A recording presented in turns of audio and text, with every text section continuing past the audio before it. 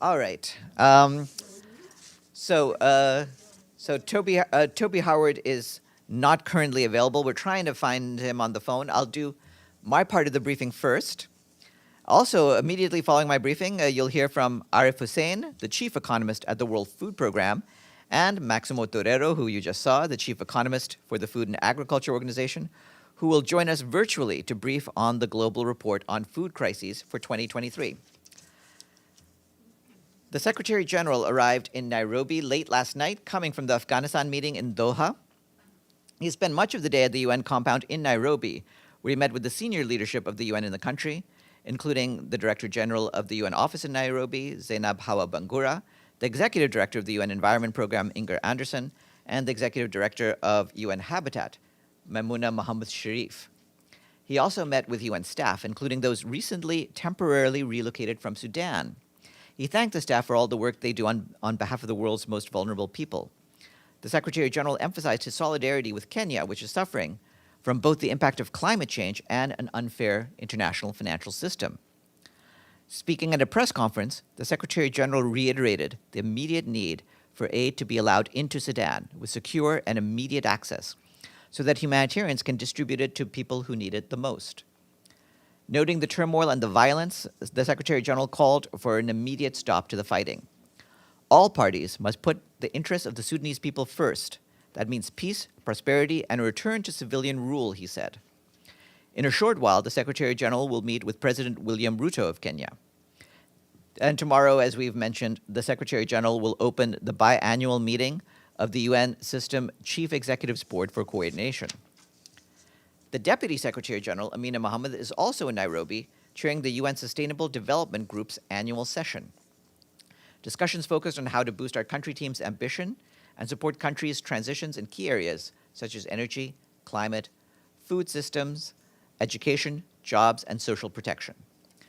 UN leaders agreed that this joint effort must be topped by funding for the Sustainable Development Goals ahead of the SDG summit in September, with Ms. Mohammed stressing that the summit will be a key moment to encourage ambition for more impact, with 7 years left to achieve the Sustainable Development Goals. Undersecretary General for Humanitarian Affairs and Emergency Relief Coordinator Martin Griffiths visited Port Sudan today to reaffirm our commitment to address the humanitarian needs of the Sudanese people. While in Port Sudan, Mr. Griffiths and Volker Perthes, the special representative for the Secretary General in Sudan, had calls with Generals Abdel Fattah al-Burhan and Mohammed Hamdan Daglo, and with civil society leaders. Mr. Griffiths stressed that humanitarian aid must reach all people in need, but that we need strong guarantees on the safety and security of aid workers and supplies. Meanwhile, the World Health Organization tells us that 80 metric tons of emergency medical supplies are awaiting customs clearance in Port Sudan. This includes nearly 60 metric tons of IV fluids, 8 metric tons of trauma kits, and more than 12 metric tons of kits to treat severe acute malnutrition. Expedited customs clearance has been negotiated to ensure the quick release of these supplies. In the coming days, the World Food Program plans to provide food assistance for 384,000 people who are already refugees, newly displaced people, and host communities in the states of Gadaref, Gezira, Kassala, and White Nile. In Port Sudan, WFP has at least 8,000 metric tons of food ready to dispatch as soon as possible. Before the fighting broke out, the agency had more than 80,000 metric tons of food in Sudan. Nearly 17,000 metric tons have been looted. WFP is still trying to establish what quantities remain. Speaking at the high-level open debate of the Security Council on future-proofing trust for sustaining peace, Volker Turk, the High Commissioner for Human Rights, said that history offers us a warning, but also a way forward. The UN Charter aimed to future-proof the world against repetition of the devastating wars, global recession, and imperialism that had preceded it, he said. He added that full compliance with human rights is the best antidote to the inequalities, unaddressed grievances, and exclusion, which are often at the root of instability and conflict. As the UN prepares for the Summit of the Future, including a new agenda for peace, Mr. Turk said he hopes the Council and all member states will make effective use of the trust-building potential of human rights in addressing peace and security concerns. In conclusion of his 2-day visit to Sana'a, Yemen, The special envoy to the country, Hans Grunberg, said that he had positive engagements with the de facto authorities. He underscored that any agreement needs to deliver tangible benefits for all Yemenis. The special envoy's next stop is Aden, where he will engage with the government of Yemen and hear their views on the way forward. He will also discuss the way forward with Saudi and Omani officials. Mr. Grunberg added that after a year of unprecedented calm in Yemen, the parties need to take the next bold steps towards ending the conflict. The special envoy on Myanmar, Noeline Heyzer, made her first visit to Beijing this week on the 1st and 2nd of May. During the visit, Special Envoy Heyzer held discussions with the Minister for Foreign Affairs, Qin Gang, and the Special Envoy for Asian Affairs of the Ministry of Foreign Affairs, Deng Shichun. Ms. Heyzer stressed that a robust international response to the ongoing crisis in Myanmar requires a unified regional effort involving neighboring countries that can leverage influence towards the cessation of violence, civilian protection, and stability in Myanmar. In line with the Security Council Resolution 2669 on Myanmar, the Special Envoy continues to closely cooperate with the ASEAN Special Envoy to seek a peaceful and inclusive process towards de-escalating the violence and reaching a sustainable political solution guided by the will and needs of the people. We have a senior personnel announcement. Today, the Secretary General is appointing Katrina Lang of the United Kingdom as his new special representative for Somalia and head of the UN Assistance Mission in Somalia, UNSOM. She will join James Swan of the United States of America. She will succeed James Swan of the United States of America, to whom the Secretary General is grateful for his dedication and steadfast leadership of UNSOM during his tenure.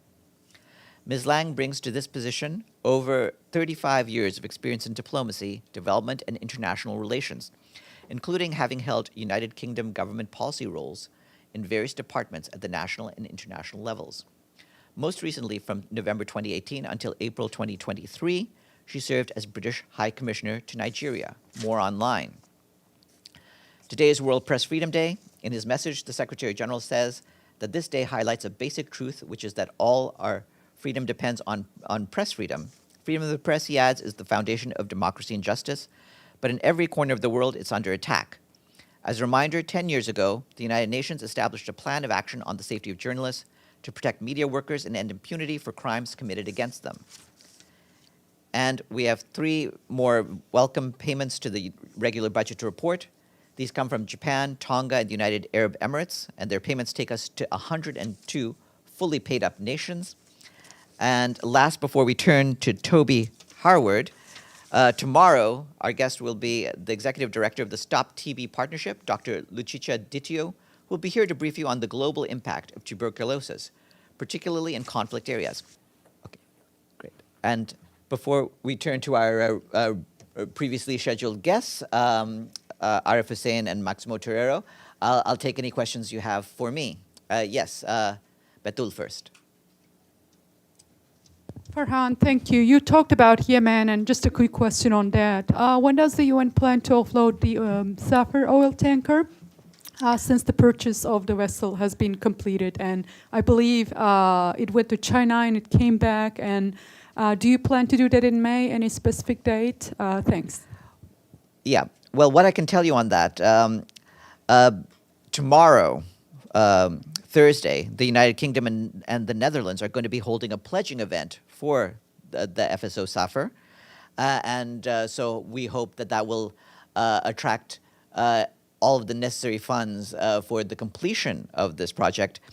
At this stage, the tanker that will take on the oil, the ship that we told you about, the Nautica, is to arrive in the region in the coming days, and we believe that this operation will start before the end of this month. Yes, please.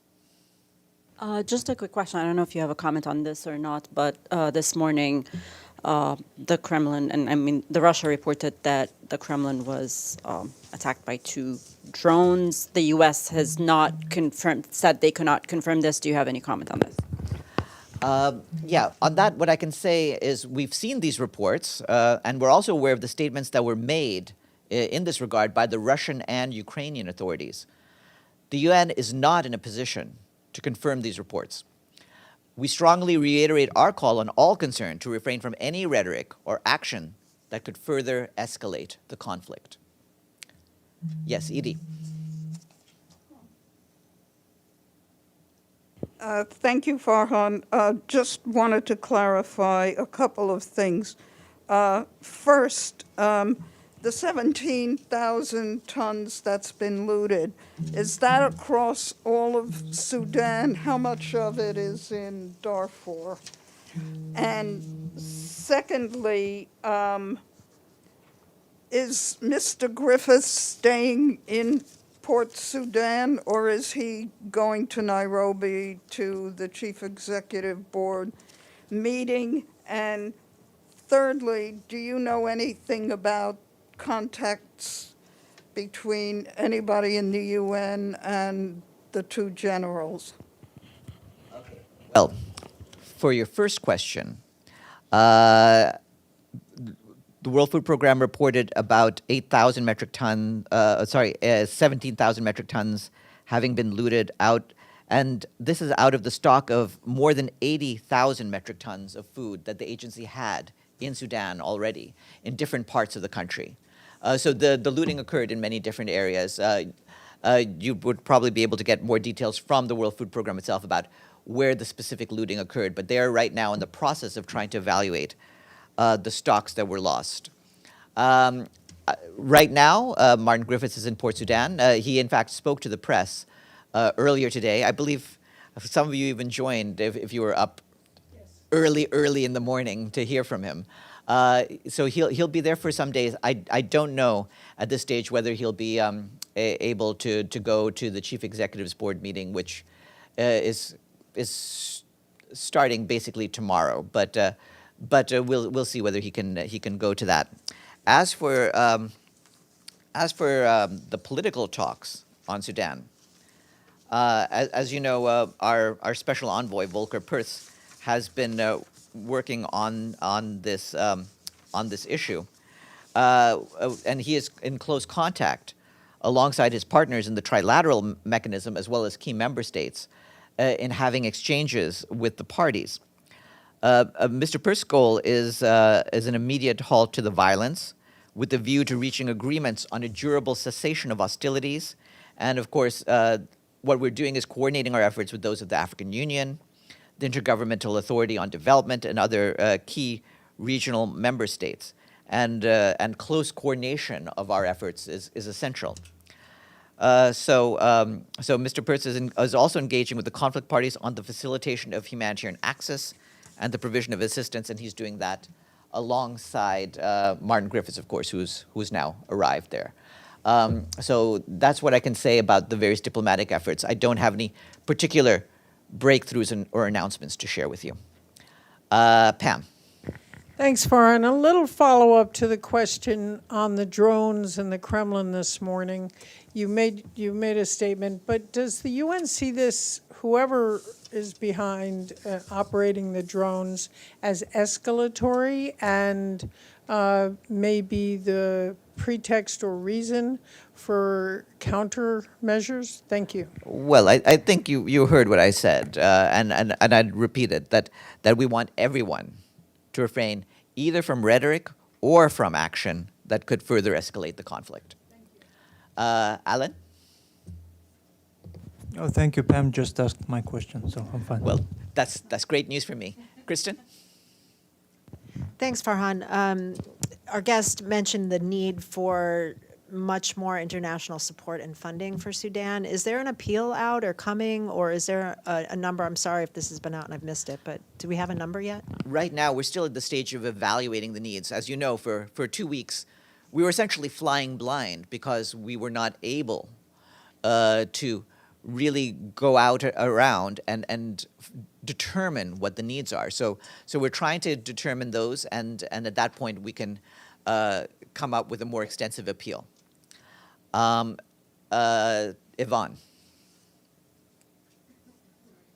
Thanks, Farhan. We heard about the UN international staff who've been evacuated from Sudan, but what about the national staff working for the UN? How many of them want to leave, and are they able to? Well, we as a general rule, we try to maintain national staff in places where they can be safe. So what we're trying to do is relocate them to areas where they would be safest. We haven't been moving them outside of their own country. Stefano. Thank you, Farhan. It's about the meeting the Secretary General organized in Doha. I have a question on the countries that participated. Those countries were practically came there because the Secretary General organized this, that they were all invited potentially, or the Secretary General invited certain countries and didn't invited other countries. We gave the list of countries. I know. Basically, the idea is we organized it among countries that had envoys dealing specifically with Afghanistan, and this was a convening of all of the various envoys. So you mean that the country that were not there is because they don't have a specific envoy or don't... As with every meeting, an invitation list is made up, and we organize that. But in this case, the focus was on making sure that the countries who have international envoys dealing with Afghanistan are there to coordinate their efforts. Okay, before we turn to you, let's go to the screens. Iftikhar. Thank you, Farhan. I'm sure you have seen the Taliban response to the Doha meeting on Afghanistan. They have criticized their exclusion and for not giving them an opportunity to hear their side of the story. Any comments on that? We're aware of the views of the de facto authorities of the Taliban. The point of this conference was to coordinate international efforts in terms of how to deal with the situation in Afghanistan, including how to deal with the Taliban. And so that was what the meeting was about, and I would just refer you to what the Secretary General said at the close of the meeting. Abdelhamid. Thank you, Farhan. Following the death of the Palestinian detainee Khadr Adnan, clashes erupted between the resistance movement in Gaza and Israeli occupation forces. However, it was contained, and I think Thor Winsland spoke about it. So could you tell us more about the efforts to contain the clashes? And the second, related also to the same thing, Israel so far did not release the body of Khadr Adnan. So do you have any comment on that? On the efforts to contain it, what I can tell you is that Tor Venesland has welcomed the restoration of calm in Gaza and Israel following nearly 12 hours of hostilities, and he thanked local and regional partners for their engagement. He warned that had our efforts failed, we would risk being in the midst of another deadly escalation. He will continue to engage actively with all concerned parties, including the Palestinian Authority, to avoid any loss of life and reverse negative trends on the ground. As for the release of the body, we hope that the involved parties will be able to discuss with each other and get this matter resolved as soon as possible. Betul. Farhan, thanks. On Myanmar, there were reports that the Myanmar army released more than 2,000 people from prison this morning, and you just shared this statement with us on the special envoy's visit to China. I'm just curious if the special envoy has been working on this issue for some time, and also does this trip of hers has anything to do since China has influence over Myanmar? I don't have anything to say about any connections. What I can tell you on our side is that the Secretary General is encouraged by the announcement of the amnesty releases of detainees in Myanmar. He reiterates his call for the immediate release of all of those who continue to be arbitrarily detained, including President Win Myint and State Councilor Aung San Suu Kyi. And he remains deeply concerned about the ongoing violence in Myanmar, including the continued indiscriminate attacks against civilians and arbitrary detentions by the Myanmar armed forces.